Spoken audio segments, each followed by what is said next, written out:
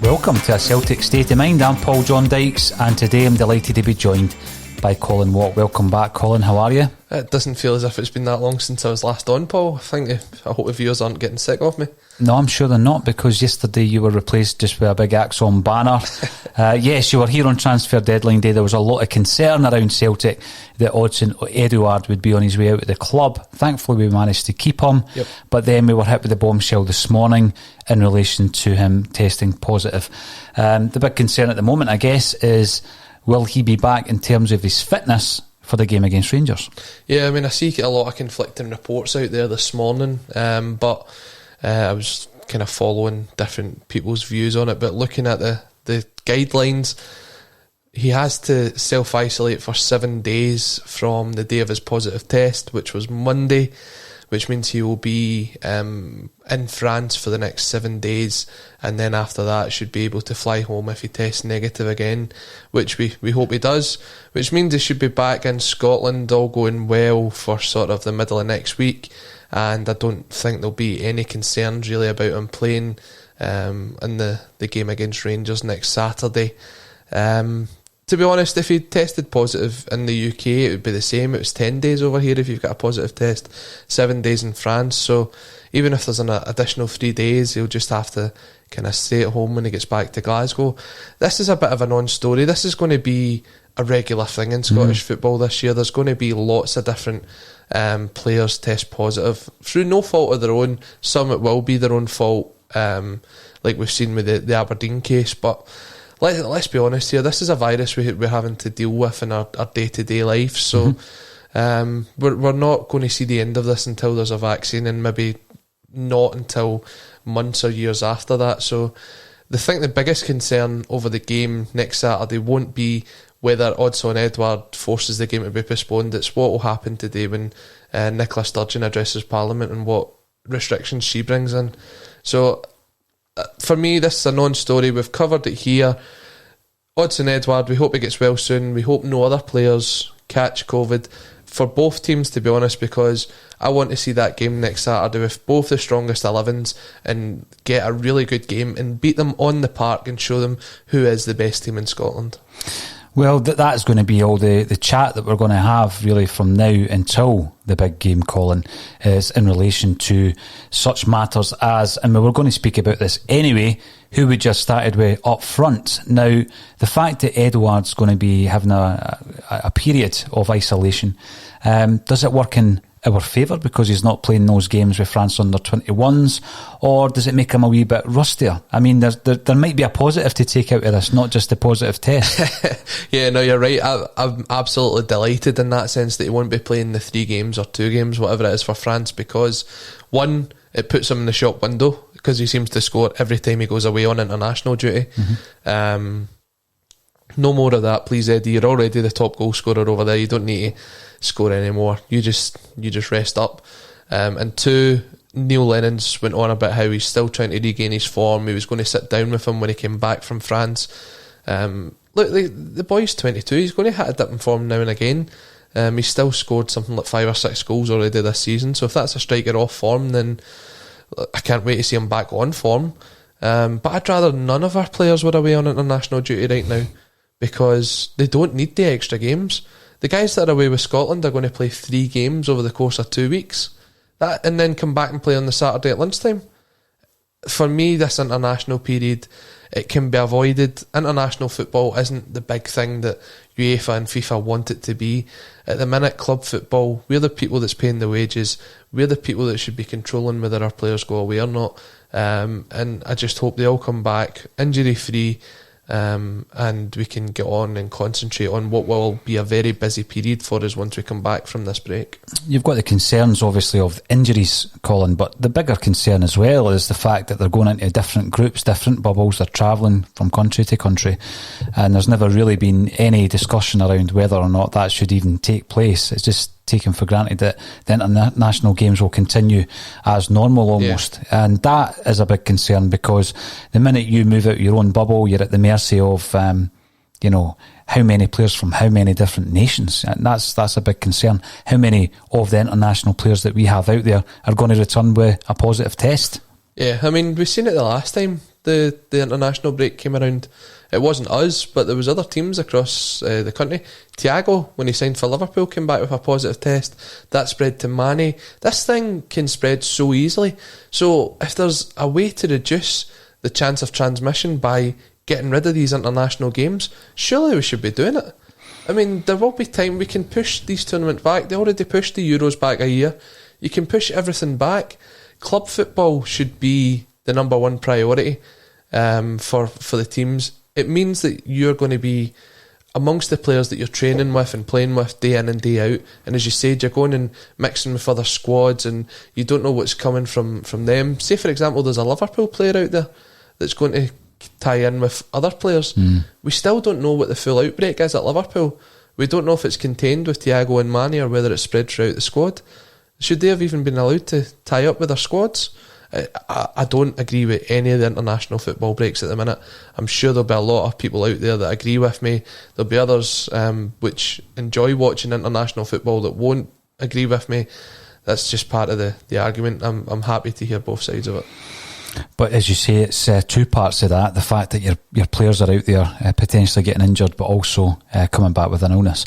But we're not going to labour it, because all the chat's been about Edouard since we woke up this morning. I'd never seen it last night, Colin. It was when I got up this morning, I seen the breaking news, and it's been on all morning. But there's more and more of these outbreaks all over the place, and it is going to affect football and life, probably as we know it, forevermore, because people think there's going to be this magic day that arrives and there's a vaccine and everything goes back to normal. But you look at some of the other viruses in my lifetime, and you think back to the 80s, even with HIV coming in, and it's never gone away and never will go away, and people have adapted their lifestyles and started to live with it, and it's still here all these years later. So it's a virus that is here to stay, but hopefully we can get the vaccine in, and then we can start getting back to normality, because until we do that, it's a period of uncertainty, Colin.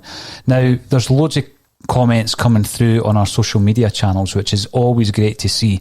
We don't always get a chance, obviously, to go through every single one of them, because we're into the hundreds every show, Colin.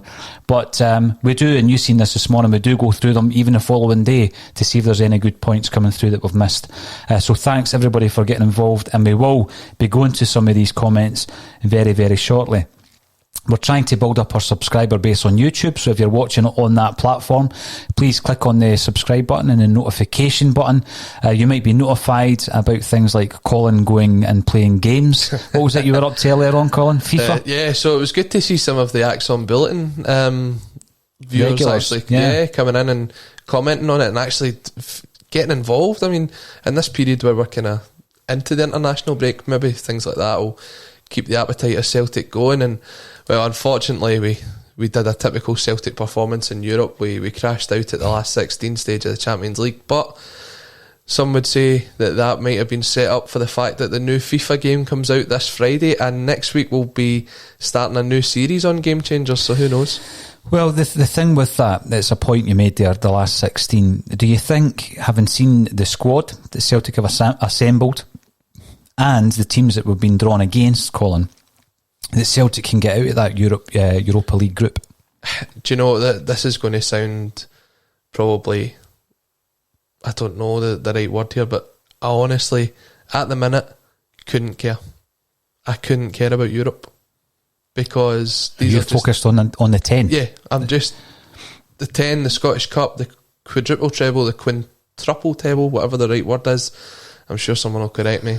I only care about that. We've made the group stage, we've made the money. The coefficient, not really bothered. But then the coefficient, as has been reported over the last couple of weeks, assists us in future tournaments. It assists us with the amount of qualifiers that we may or may not have to play. And I think it's a comment that you made there. I've heard that comment from quite a few Celtic fans. There's one who is, he's supported Celtic a long time before I ever started going to the games. And he is so focused, Colin, on the domestic issues and the 10 in a row. He's not too concerned about Europe, whereas I just want it all. I want us to go in and do well in Europe. I'm well aware of, there's some brilliant Twitter accounts that really follow the coefficient situation very closely. Who's it? Moravchik 67, yeah. Was he the same guy that done the video back in the day? That brilliant Celtic video that's superb, one of the best video compilations ever. Could have been him. He's always up on the coefficient and how we're improving. And I think that when you look at the way that the draws made, certainly for the Europa League, it doesn't seem to assist you in any way. There's no many easy games out there, but it's the qualifiers that's the killer, isn't it? Yeah, but I mean, and the bottom line is, if you don't finish top of the league, then you're not going to be in the position when you're talking about qualifiers. Do you know what I mean? Like, obviously next season's a bit different because Scotland will have 2 entrants into the Champions League, right? But the top team finishes, and it means they've only got 2 qualifiers. The second place team have got 4 qualifiers and will come up against a lot harder opposition. But at the end of the day, I want to finish first in the league. And if going away on a Thursday night to Milan or Lille is going to compromise that, I don't want to be concentrating on that. Because to me, the end game this season is 10. If we don't get 10 because our efforts were put out there and getting through the last 32 of the Europa League, where is there any benefit to that season? You'd say that season's a failure if you don't win the league. If you get knocked out of the Europa League and you go on and win 10 and you win the treble, no one's going to be that bothered. The success of a season, I think, depends on whether you win the league. The league is the bread and butter, as Bill Shankly always said. But as I say, I just want it all, Colin. I'm getting greedy. I want to do well in Europe as well. With the news of Edouard and some of the different aspects of that, the different views on it, he's missing a few games for France under 21s, so he'll be fresher in one respect. He won't be doing the kind of the training, the conditioning that you would expect. If he's isolating, he can train on his own, but it's different, less tempo involved in that. So his fitness levels might dip slightly. Maybe he needs that rest. We've been seeing him. Neil Lennon's spoken about it. Yeah, his mind might have been all over the place during the transfer window, but perhaps he needed the rest. Is he a definite starter for you, Colin, against Rangers? Because we're going to go through how you feel we're going to shape up and the personnel involved. There's a few questions. Obviously, we brought in a new player, for example. But does Eddie still start for you against Rangers? If he's available, then yes, definitely, 100% he starts for me.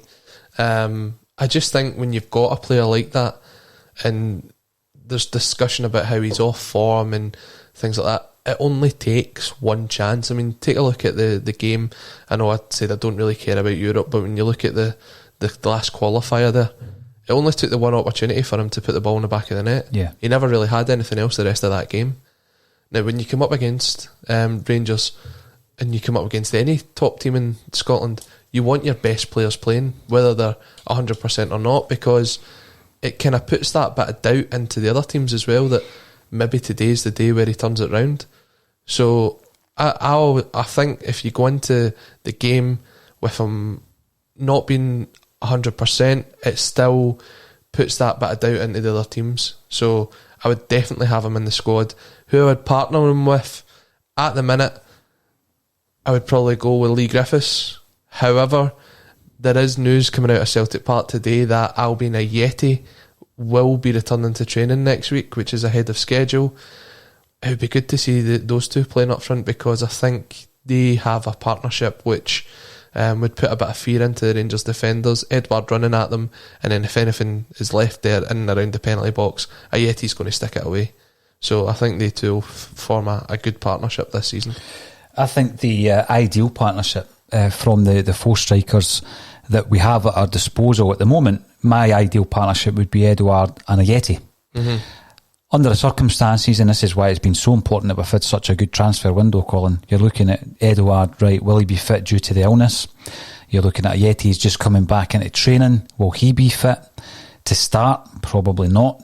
You're then looking at Griffiths. How fit is Griffiths? We know he came in and played 15-20 minutes against St Johnstone. Klimala is probably the fittest out the four. Would you start him? Probably not. So there's a big question for Neil Lennon and for Celtic fans in general. We're going to be talking about our kind of predicted starting 11 for Rangers. I know it's a bit early, but we'll come back to that if there's any injuries between now and then.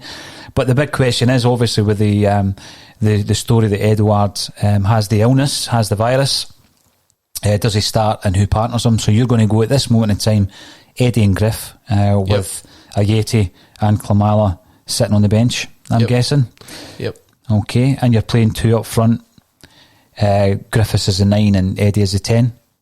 Are we getting into a Gordon Strachan? Is there 10s? They're just up front. We'll go with that. No, but I think the argument that, remember, Hearts and Strachan had a wee discussion, a wee debate on Celtic TV about was Edouard a 9 or a 10? There's the out-and-out striker, if you like, and I always look at Griffiths as being the guy that's playing up front, and Edouard is off his shoulder or just, further back, and he's I don't want to use any of the modern technology, but he's playing slightly behind Griffiths rather than the two of them out and out. Is that how you see them?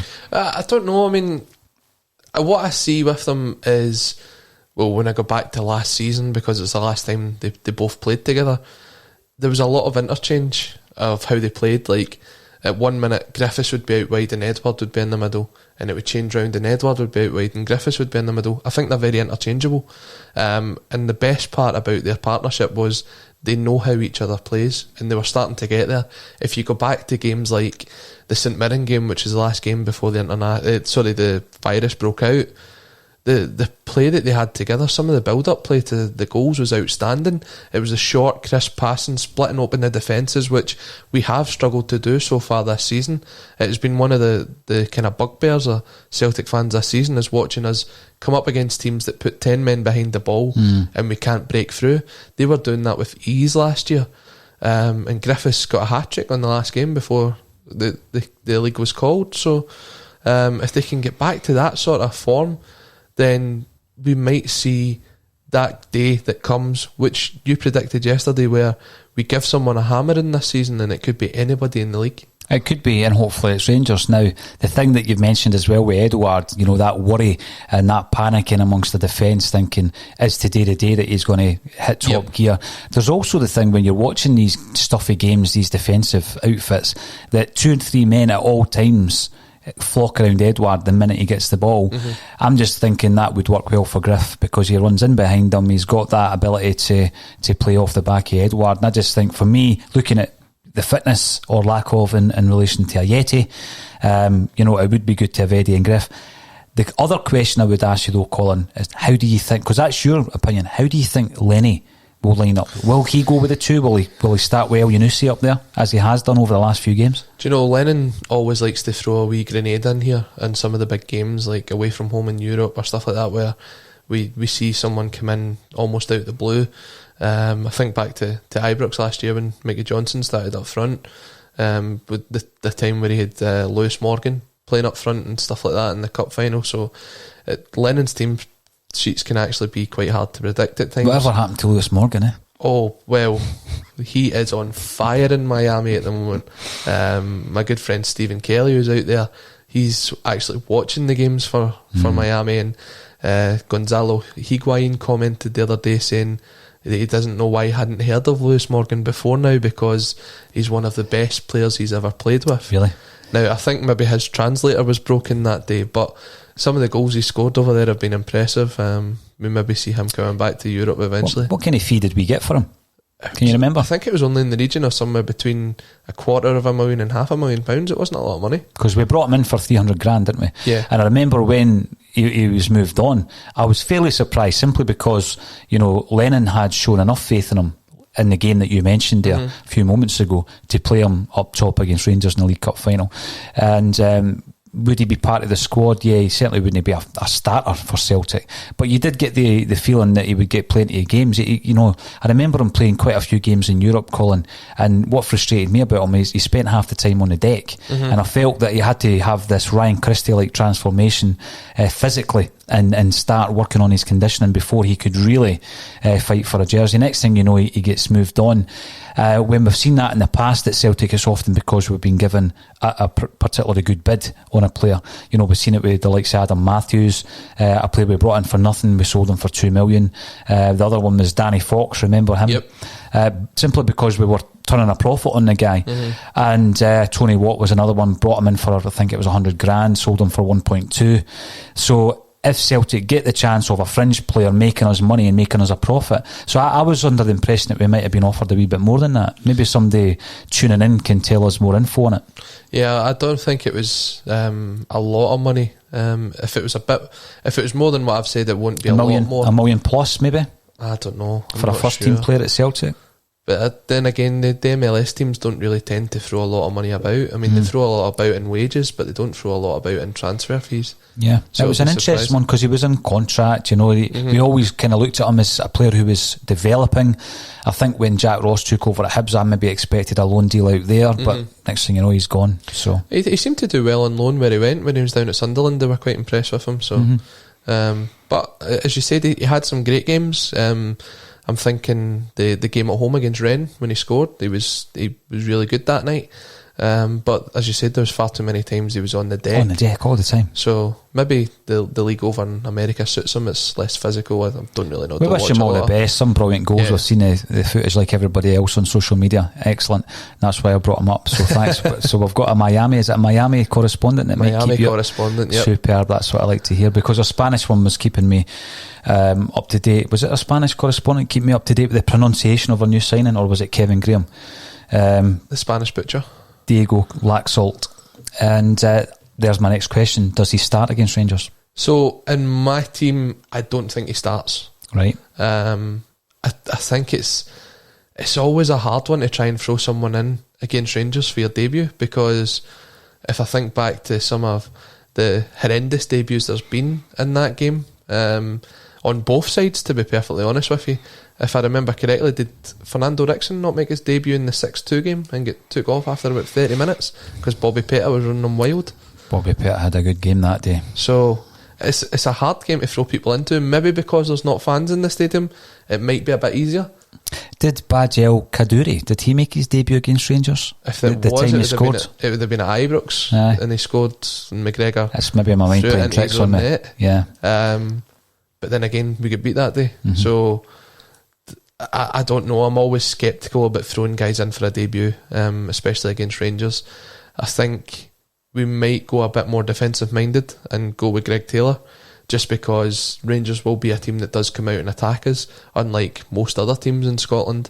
And if we think back to Greg Taylor's best game of the season so far, it was against Hibs, and that is a team that did come out and have a go at us. So maybe it will suit Greg Taylor to play in that game.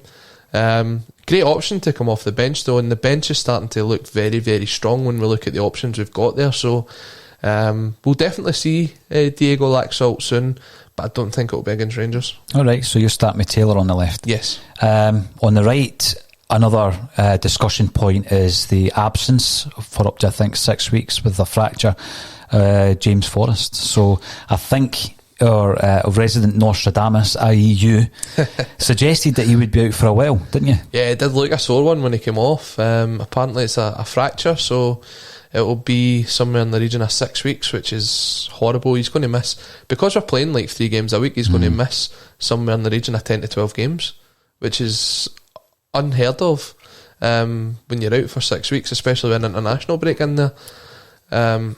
Frimpong is your option there, and I suppose you could class El Hamid as being an option out there, especially with that ball he put in for Lee Griffiths' goal at the weekend. It showed why he is a right back first and foremost. But Frimpong, I'm sure, will relish the opportunity to play a consistent amount of games, because we were kind of chopping and changing between him and Forrest before the injury. And to be fair to Frimpong, he's one of our biggest attacking threats. So it's good to have him in, and as he builds up games, he'll get fitter, and hopefully he'll get that final ball, which is all he's sort of lacking at the moment, is getting the final ball into the striker to put it in the back of the net. And with a run of games, you hope that kind of comes. I'm thinking back again to one of the games you mentioned from last season, the painful to watch League Cup final, where we played Morgan up front. Foster was outstanding. Julien scores the winning goal. But I always think back to the performance of Frimpong, and I know he was sent off that day, but he was the constant outball, wasn't he? And he had them, on their back foot constantly that day. I think it would be one of the first names on my team sheet against Rangers would be Jeremy Frimpong. Yeah, because, you look at even his performance against St Johnstone, he was kicked off the park, Colin. Yeah. But thankfully he'll be refreshed by the time we come up against them. I don't think he's away on international duty at the moment, so obviously getting a couple of days rest at home, he must have had to go into an ice bath and get massaged after that game, because they kicked him off the park. It was horrendous. The referee didn't even help when I look back and think of that time when he had the ball on the wing, brought it in, beat 5 or 6 St Johnstone players, got brought down, and then the foul got brought back 15 yards. He must have been looking at that going, what is going on here? But he doesn't complain. He dusts himself off and he goes back and he runs at them again, and it's a great player to have in your side in that sense. What is going to be interesting is it looks as though he may not be coming up against Borna Barisic, because he was carted off there at the weekend and doesn't know if he'll be fit for that game. So it looks as if he'll be coming up against Calvin Bassey, who they've brought in from Leicester, who's a very different player to Barisic. He's not as attack-minded. He's a bit more of a taller, stronger player. Will Frimpong get the joy against him? We don't know, but I think it'll be a very interesting battle on the day. Barisic is their best player. Definitely. If you ask me. I think he's the most impressive player in that squad. So if he's missing, Frimpong's on fire. That'll be one to watch, certainly. What we'll do, Colin, we'll continue talking about our predicted lineups, but I'm going to dip back in and into our social media channels and see what the comments are. So straight off the bat, we've got Stephen Forbes, who's a regular commenter. So welcome back, Stephen. First and foremost, Eddie's long-term health is the priority. Correct. But let's remain calm and confident. We have strength and depth with Griffiths, Klamala, and a fit Ayeti. You'd start with 2 up top, Ayeti and Griffiths. Let's think about that for a minute, because Griffiths is one of the players that kind of agitates the defence. He runs in behind them. He's great with the long shot efforts. Ayeti, would they complement each other, do you think? I think they could make a partnership, definitely. I see Ayeti more in, he's adaptable. I think he can play like Edouard, and he can play like someone like Gary Hooper. Like if you watch the game against Hibs, he was coming in, dropping up, building up the play. It was time at Basel, he was linking up with Elyounoussi, not Elyounoussi, very well. So there is the kind of two sides of Albion Ayeti, and depending on what you want him to be. Do you want him to be a poacher, or do you want him to be a sort of link-up player? Lee Griffiths, you know what you get with Lee Griffiths, as you said, works his socks off every single game, takes the pot shots here and again, and he always seems to cause defenders problems. So they could put a good partnership together, definitely. And you know when you're going into a game against Rangers, Lee Griffiths is going to give you 100% no matter how fit he is, because he always seems to help his game when he's playing them. He does. I think he'll be a good option on the bench as well. Agent Bolly Bombscare, welcome back to the show. You're commenting on YouTube. He's not only going to play the under 21 games, but he won't be able to train either. More chance of rustiness. Well, again, it's what we were saying at the top of the show, Colin. I mean, yes, you won't have that intensity of a training session. You will be able to train on your own, if obviously he's allowed to do so. With his conditioning, does he come back rusty, or does he come back fresher? Maybe he was needing a rest. Yeah, that's what I was saying. I'm delighted he's not playing in these international games, and I would be even more delighted if we had to pull out guys like Callum McGregor and anyone else that's going to be on international duty that's got to play 3 games in just over a week. I think this international schedule is ridiculous. That if there was 3 games in a week and it was a club fixture schedule, teams would be complaining left, right and centre, but because it's internationals, it's just nothing that we can do about it. We were meant to get rid of these meaningless friendlies. I see England are playing Wales tomorrow night. That's a friendly. What's the need for that? It's just a case of filling the calendar up here, and we don't need to do it. So if the guys have got to fly back early from international duty, then I'm all for it. Helen McCallum, again a regular contributor to the show, so welcome Helen via YouTube. Saw on Twitter that Ajeti could be fit for the Glasgow Derby next weekend, which is good news. I think it's brilliant news. You want to enter a game like that, Colin, with as many of your first team squad fit, raring to go. Unfortunately, we're not going to have James Forrest at our disposal. Hopefully we will have Ajeti. Hopefully we'll have Edouard. Is there anybody else? Is Mikey Johnson going to be back? That's another couple of weeks for him to get fit. Well, that's an interesting one as well, because I think about 3 weeks ago Neil Lennon said he was about 3 weeks away from coming back into training, so that sort of ties in with now. Not seen a lot coming out from Celtic from the training sessions. Usually they put things on Twitter and Instagram, or even a wee YouTube video now and again, just to show the players back in training. Not seen Johnston in about there, but if you look at the squad we've got, and the amount of players that would think they are first team squad players, with a game like this coming up, you think it would only raise their intensity level to be part of that 20-man squad when we're going into the game. So I look forward to seeing who's going to impress Lennon between now and then to get himself into either the first team or onto the bench. I think Alan Morrison, a contributor to a Celtic State of Mind, Celtic by Numbers, and another excellent Twitter account to follow if you aren't doing so already.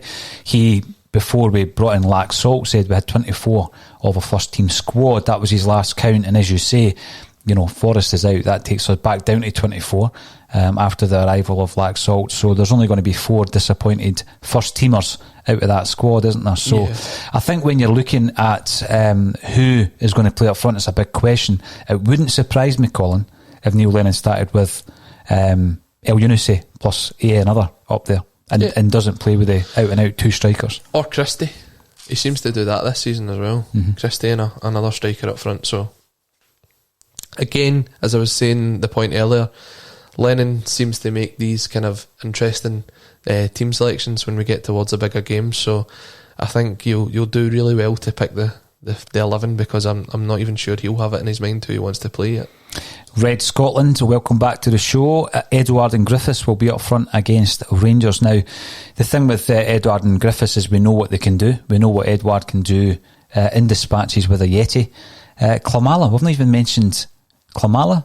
Is he in the frame? Because you're looking at, well, Griffiths isn't 100% fit. That's why he was on the bench at the weekend. That was his first appearance. Edouard with the illness. Ajeti just coming back. Is Klimala the striker that we start with? Is he going to be the surprise selection, Colin? I mean, he very much could be. He hasn't really done anything wrong this season. He's scored, I think, 3 league goals now in about just over 100 minutes on the park, so he could be. Don't rule it out. Don't be surprised if you look at the team sheet and he is one of the ones leading the line. I guess it's almost to the point where I can't actually remember the last time we had 4 strikers that you know could eventually get you a goal. I mean, if you'd started any one of those 4 against, say, a Hamilton at home, you're expecting them to score a goal. No disrespect to Hamilton. But I can't remember a time, maybe going as far back as Larsson, Sutton and Hartson, where you had 3 strikers that you could turn to that you thought were going to get you a goal.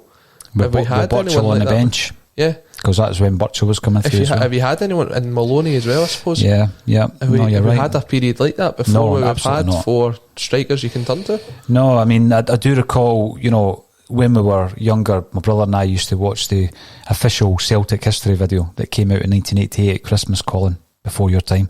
And we also had the Liverpool one, and we would watch both of them. And there was a player with ginger hair who was a proper super sub for Liverpool. His name was David Fairclough. And, you know, wearing the number 12, 14 jersey, whatever it was.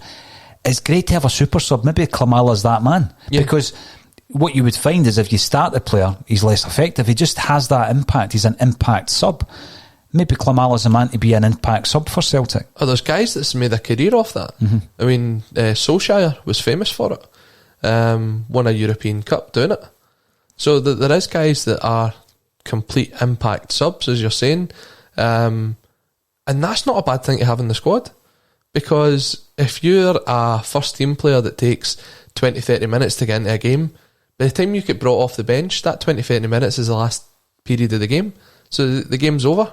Whereas if you can get into the speed of the game right away, very much like Klimala did when he came on at the weekend, then you're a massive asset to come off the bench.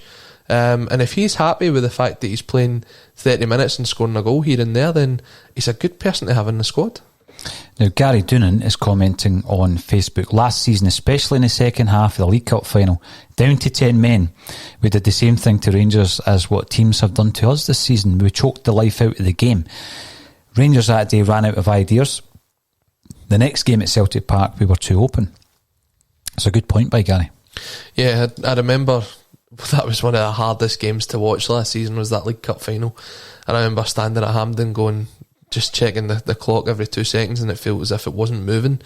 But he's right, we did. We totally stifled them. And one of the key attributes there was the saves from Fraser Forster, from Alfredo Morelos.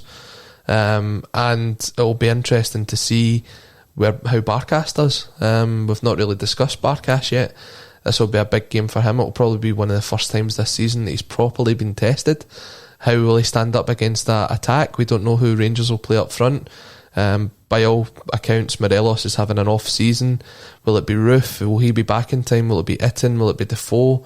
We don't really know how they're going to line up, but what we do know is they will test Barkas with whoever they've got up front, and I'm hoping that the big man does us proud and actually shows the quality that he's got and silences the doubters he's had for absolutely no reason. Now, Declan McConville is coming on to remind us, I think it's on your agenda anyway, Colin. Big shout out to Jim Craig, who made his debut for Celtic 55 years ago today. Yep. Go Ahead Deventer, I think the name of the team was. Jim Craig, lovely big gentleman, lovely fella, great ambassador for Celtic, and of course the Lisbon Lion. And it's always great to catch up with Jim, and we all hope he's doing well.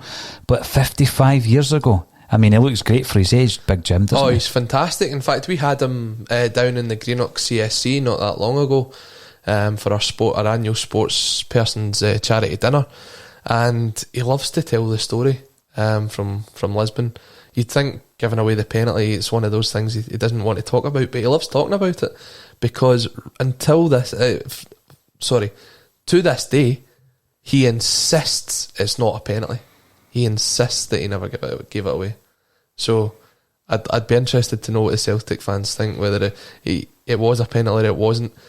Try not to be too biased on it. What do you think watching it back?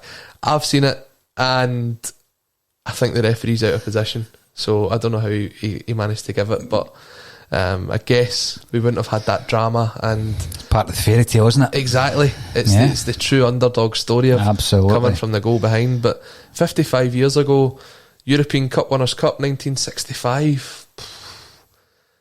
I wonder if there's anybody that's listening today that was at that game, could tell us the story. Well, I wasn't before you start that, Colin. Stephen Ray is commenting on YouTube. I think it's unlikely Edouard will play, so I would go with a front two of Ajeti and El Yunusi just off him. If Ajeti isn't fit, then you have to go with Klimala. I can see your thinking there, because that's what I'm talking about. Klimala's the fittest striker we've got at the moment. Yeah, but again, he's out away in international duty, so don't know how many games he's going to play for Poland's under-21s. Although the last time he was away, he scored a fantastic goal. Very similar to his goal actually at the weekend, so we'll see how he gets on. I think it's going to be hard to try and pick what the team will be. We can suggest who we would like to see play, but we'll need to see who comes back from the international duty fit, virus free, etc., before we can probably make our predicted 11s. Red Scotland is updating you, Colin. It's a quintuple. Thanks very much, Red, and thanks very much for watching the FIFA stream earlier. Hopefully we'll see you over on Game Changers on a regular basis. Yeah, absolutely. Now we've got loads of other comments coming through, so we'll certainly be looking at them as they come through. We know that you're playing Frimpong on the right and Taylor on the left. Eddie and Griff up front. Colin, could you maybe furnish us with the rest of your selections, please?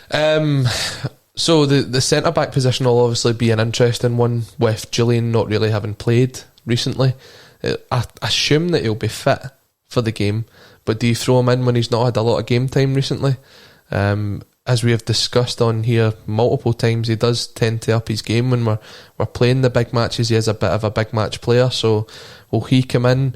Duffy will already be so excited that he'll not be sleeping for the next couple of weeks before he plays this game. This is one of the reasons he came to Celtic, is to put Rangers in their place, so he'll be excited for that.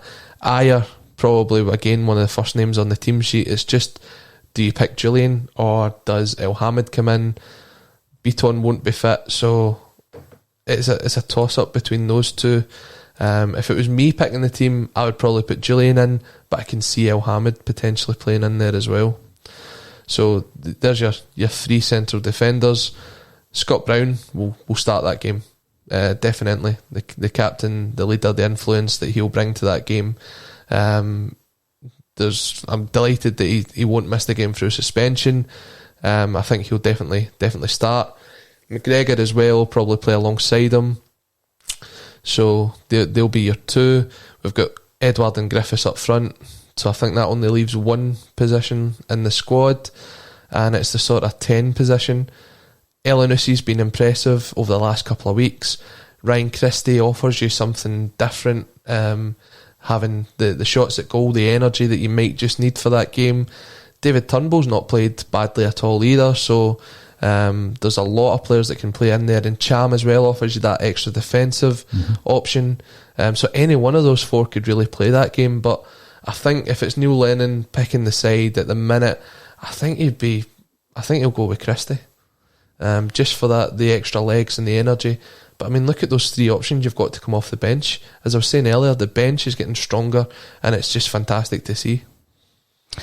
It was something, and we need to speak about him from time to time. It was something that Brendan Rodgers always put a big focus on, wasn't it? Finishing the game was as important as starting the game, and he always liked to have a strong bench. We certainly have that just now. Someone's actually bringing back memories here, because Nick John on YouTube. Good afternoon, gents. On a wee break from work, didn't Janino debut against Rangers? It was brilliant. And never was again. I think you're right. I do remember a game where he was excellent against Rangers. Was that the 2-0 game at Celtic Park? At Celtic Park. Thomas Gravesen stole a goal on the 1 yard line. Gravesen came later. Gravesen came later than Janino, so yes. I'm thinking Gravesen, I think, also scored on his debut against Rangers. And it literally, the ball was 1 yard out and he tapped it in and celebrated as if he'd scored from 30 yards out. Right. Gary Doonan, I know that this will be right. Mialbe, Janino and Pat Stanton all made their debuts against them. Did Stuart Slater? I know that he had a good game. It might not have been his debut. Did Stuart Slater make his debut against Rangers? And impressed. But unfortunately it didn't work out for him in the long term at Celtic.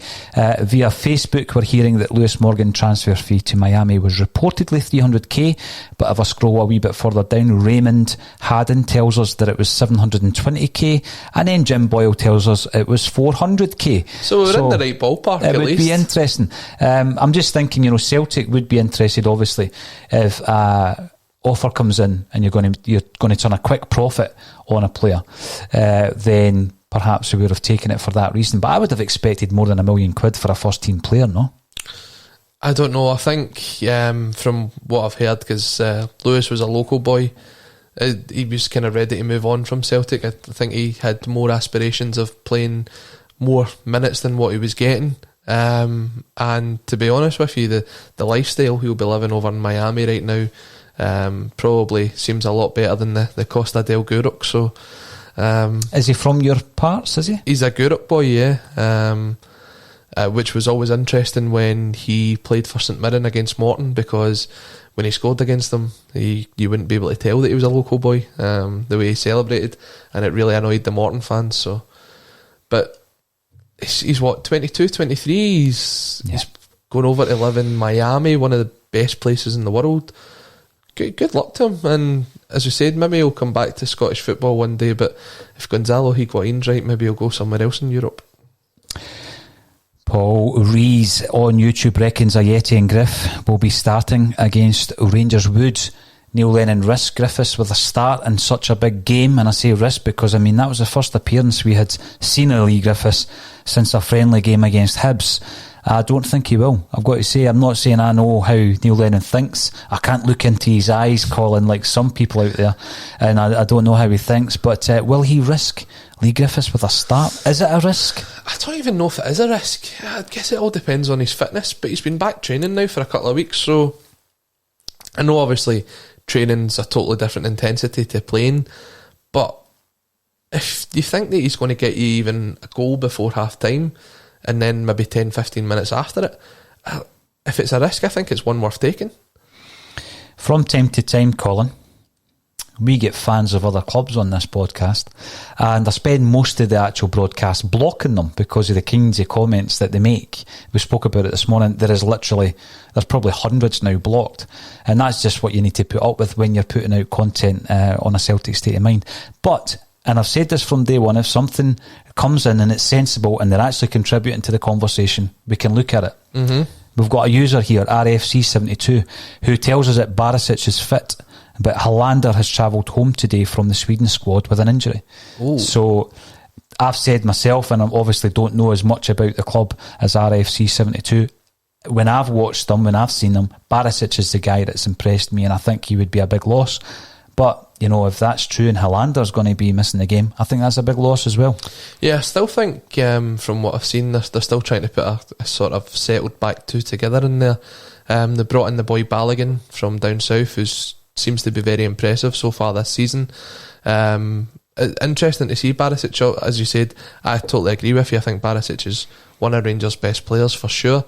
I think he'll have a great game if he is fit and can play against us, and that battle between him and Frimpong will certainly be one of the key sort of deciding factors over who will win the game, I think. Mm-hmm. Hollander, I think, is one that they spent quite a bit of money on as well, so they obviously think that there's a very good player there, and from some of the Rangers supporting friends that I've got, they think that he's a great player too, replacing Katic, who's out for quite a period of time as well. So as I said, there's still 10-11 days between now and the game.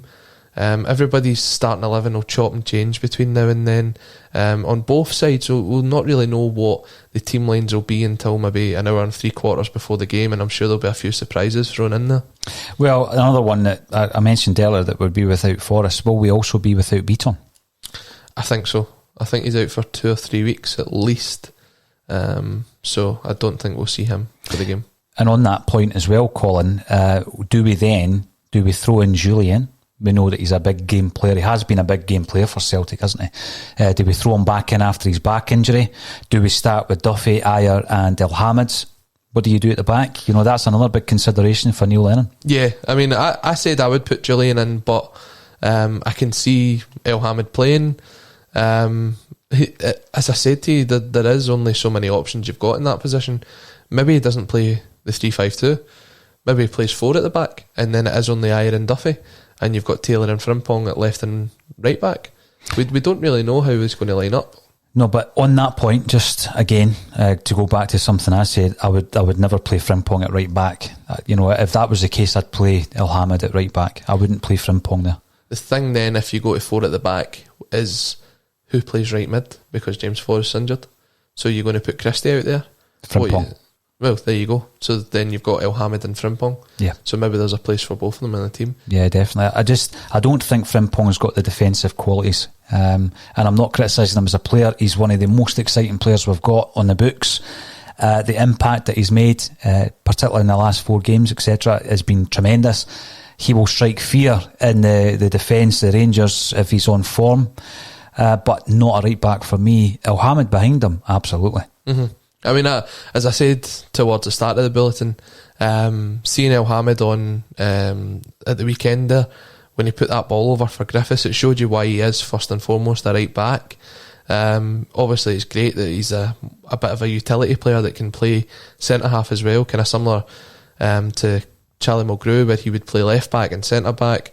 Obviously, you've got El Hamid that can play centre back and right back.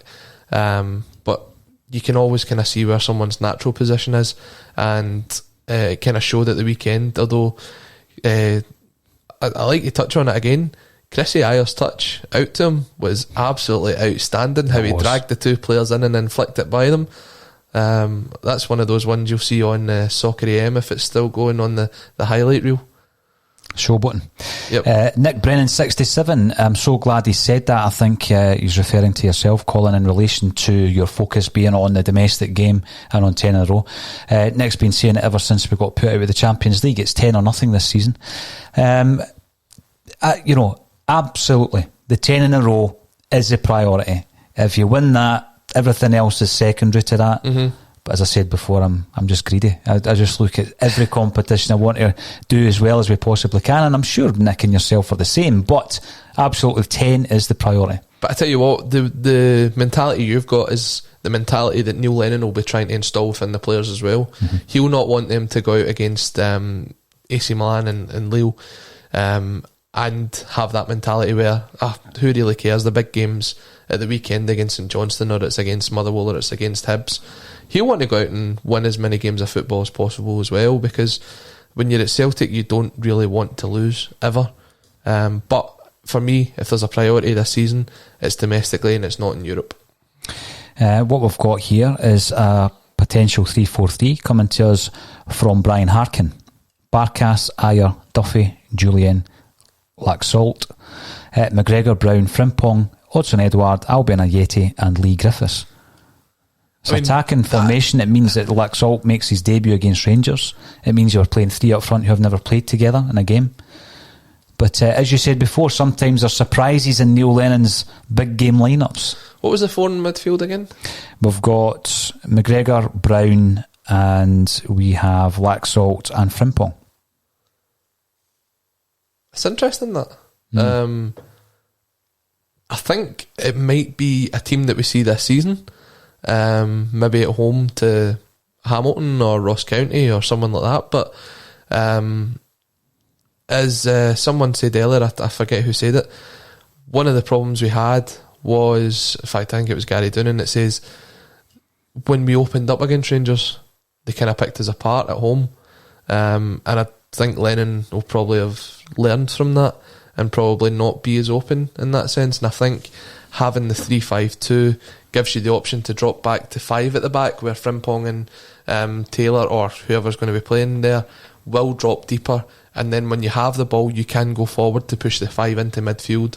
And if you're playing someone like Elyounoussi or Christie as the second striker, they'll drop into midfield when you've not got the ball and move further up when you do. So it's a very flexible formation, and it'll probably be one that Lennon will go with unless something changes between now and then. Loads of interesting points coming through, Colin, and obviously when that one came through it made you start thinking differently, and that's what it's all about. It's the opinions coming through from Celtic fans. And we've got Dale Campbell coming in. What's your opinion on our deadline wing-back signing? A full Uruguayan international who was in the World Cup team of the tournament. And I did get a call. We do get calls, actually. We do get calls on a Celtic State of Mind. Some of them are quite amusing, and often they come through voicemails on Facebook. And I don't check Facebook on my phone, only when I'm sitting at the laptop. So I come in the morning, sometimes they're quite amusing. I won't play the ones that I'm referring to, but a big pal of mine, Marco, who keeps a keen eye on Italian football, Marco Ciccarella, big shout out to Marco from Kincardine.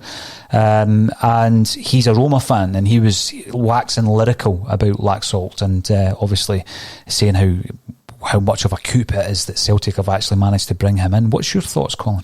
I mean, again, he is a fantastic signing for the club.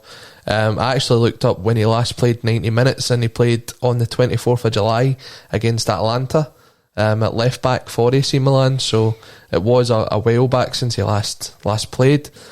But you don't get caps for Uruguay and the amount of caps that he's got if you're a rubbish player.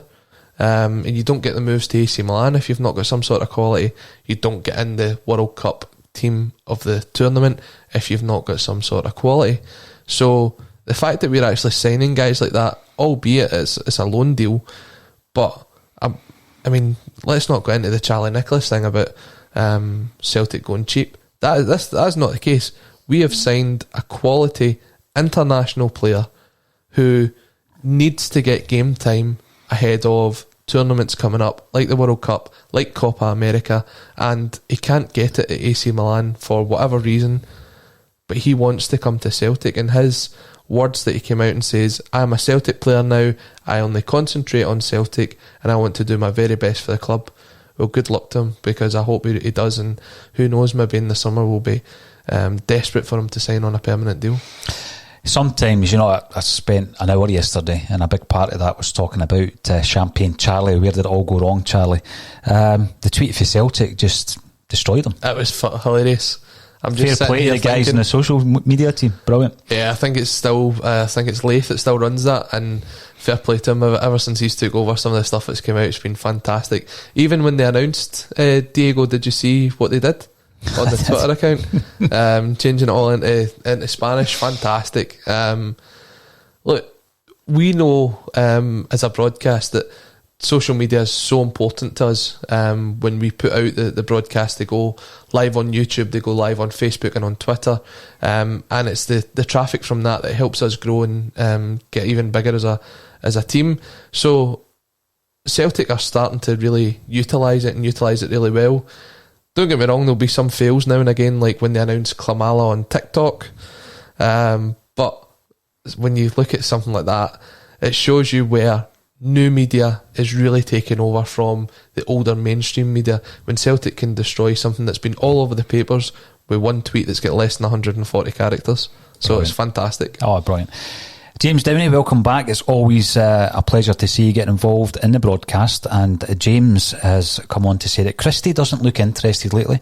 Don't know what it is. He's not going anywhere, so now is the time to focus. Well, what I would say is, just going back on my notes here against Sarajevo, because I've heard a lot of this, and obviously there was a concern about him not celebrating the goal against St Johnstone, etc. Yep. Let's have a look at Christie's second half now against Sarajevo. 51 minutes into the game, Christie sets up Ayer. Ayer should have scored. I think he's 8 yards out and he misses.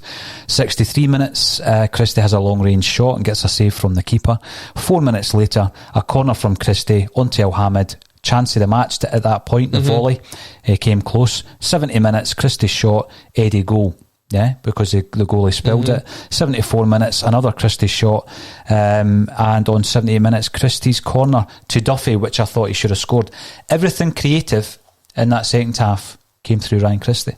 So yes, I get that he makes mistakes. I get that sometimes when there's a better option on, he goes for a shot.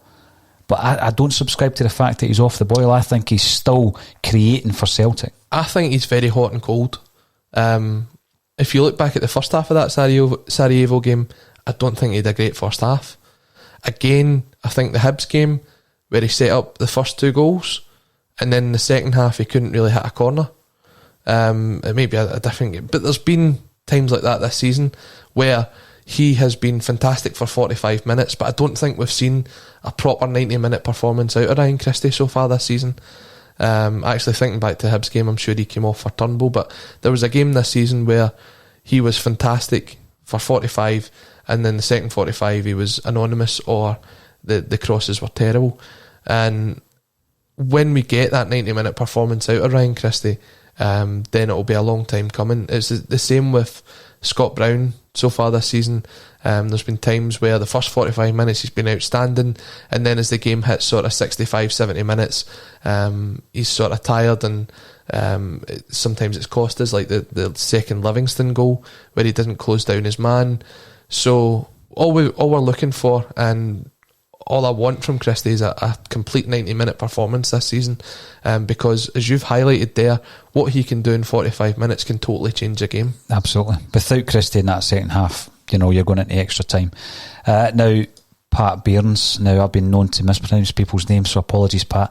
You are commenting on YouTube, you're surprised that Dembele didn't go out on loan. The reason that I'm going to focus on that for a moment is we have spoken about the right hand side of the pitch, Colin.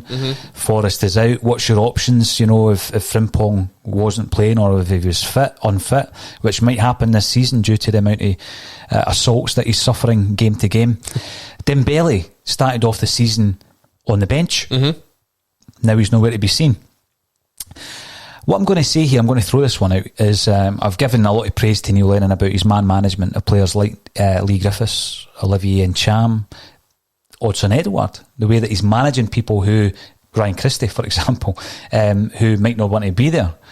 isn't signing a new contract, but he's managing them and he's getting them game time, and he's creative as a result of that. Yeah, he didn't celebrate the goal. Somebody told me he done a wee fist pump, but we didn't see the replay.